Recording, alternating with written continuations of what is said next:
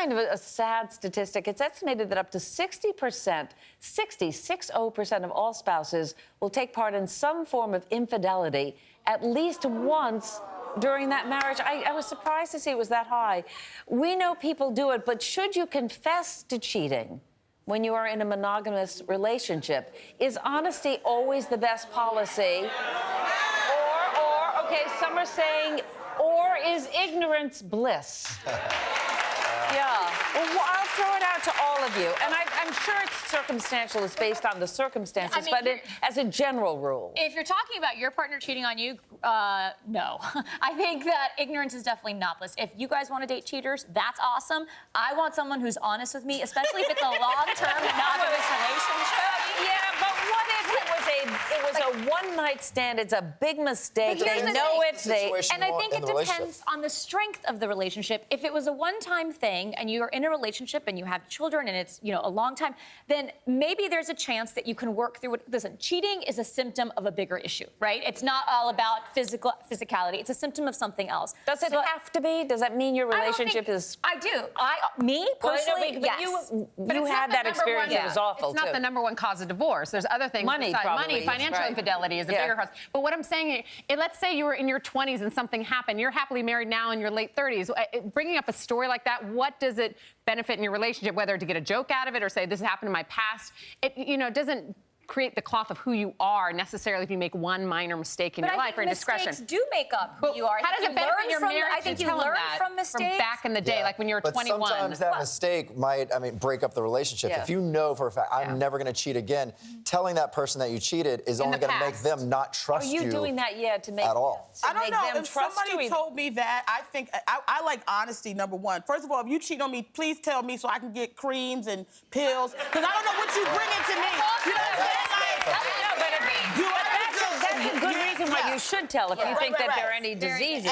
Absolutely. Right. Okay, here's the reality. Someone tells you that they cheated in the past, you're going to look at them and give them the side eye. But I do want to know that you did it, but I am going to look at you crazy. You can't go to the grocery store without me by your side. Like, we together all the time. You're going to have LoJack on them. Of course, absolutely. You know what always surprises me? When somebody cheats with somebody else and they get together and then later on that person cheats on that person.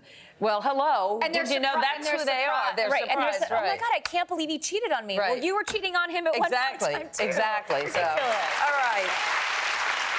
I want to move from cheating to kind of wanting to cheat to obsession. There's a reader in the Huffington Post recently wrote about her obsession with a man other than her husband. She says it started as a result of a family tragedy. There was a loss in her family. As a result, law enforcement got involved, and somebody, I think, connected to that acted as a liaison for the family and provided comfort to the family.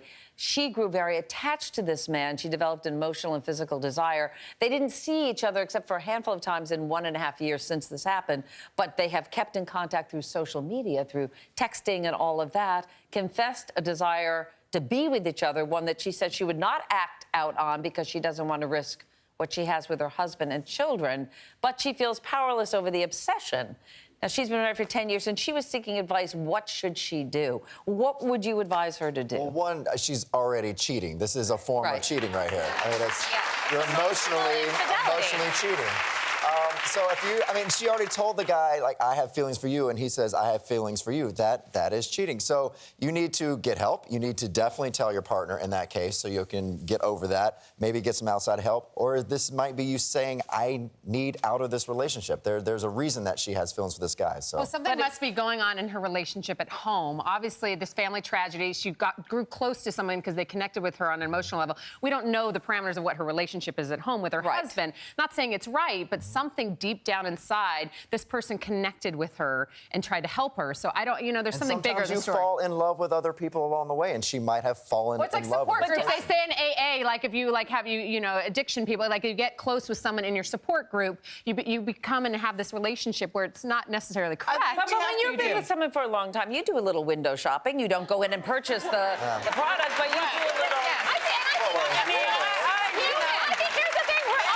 She was doing more than window shopping to me, I think what the real issue is, especially when it becomes a tragedy and someone helps you through the grieving process. Yeah. And her husband wasn't right. there. I don't think she really is in love with this guy. I think what happened is he was there for her and she's emotional and she needs to reckon with that. Right. And it's always the fantasy of this person that feels better than the reality of what you're in. Yeah. You know, this guy's gonna have all the same flaws that her husband does eventually. So I think she's into the fantasy of it and looking for an escape out of her reality. Yes. I think that's what this is So, about more than anything. consensus here, tell the husband and get some help? Yes. Yes.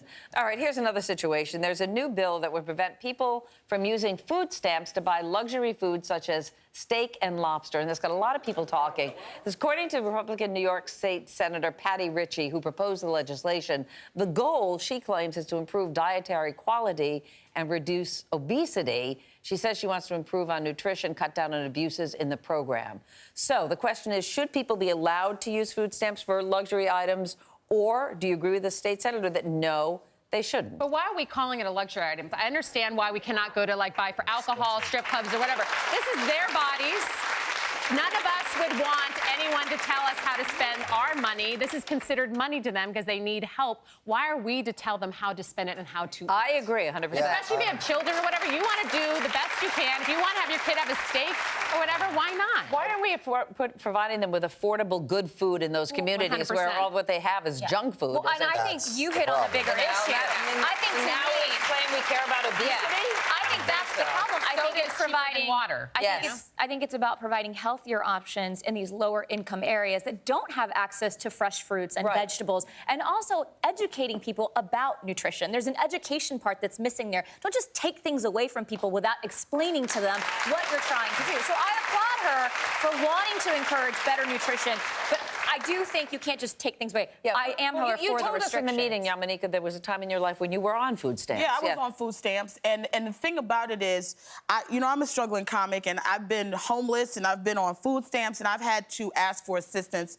because I didn't want to go to my family. I just wanted to make my way in New York City. And what I noticed when I was on food stamps, first of all, I got a very small amount of money, and I think people, a lot of times when they make these laws and when they say things about people who are on food stamps, it's instantly this person is trying to suck and leech the system and they don't care. And I looked and I saw people who were using food stamp cards and they had on business suits. Like, you never know who's gonna be on food stamps, who needs assistance. And for me, there was a lot of restrictions. I had a laundry list of things that I couldn't have on the food stamps. So for me, it was like to say that I can't have a piece of cake. Sometimes cakes makes you feel a little bit better. You know, you're in a bad situation. Exactly. If you had a bad let me day. have like a Dunkin' Donuts thing or whatever. Like, let me have a Heinz cake. Let me have a steak. Let me have something that I enjoy in that moment, because I can guarantee you, if you're in that situation, you're probably not having a lot of time to enjoy Just because life. a handful of people are taking advantage of a system doesn't mean everyone is taking advantage of this. Yeah, what is it? It's and I think it's $1.50 a meal per person Less is food than that, stamps. exactly. So if you're getting $1.50 per meal, you're not going out there buying filet mignon. But for also dinner. to deny somebody that is, it makes it so punitive. Like, you don't deserve a steak. The haves and the have-nots. Like, exactly. subsidize it with, like, fresh fruits or anything. Give free programs versus taking away from them from what they can choose. Exactly.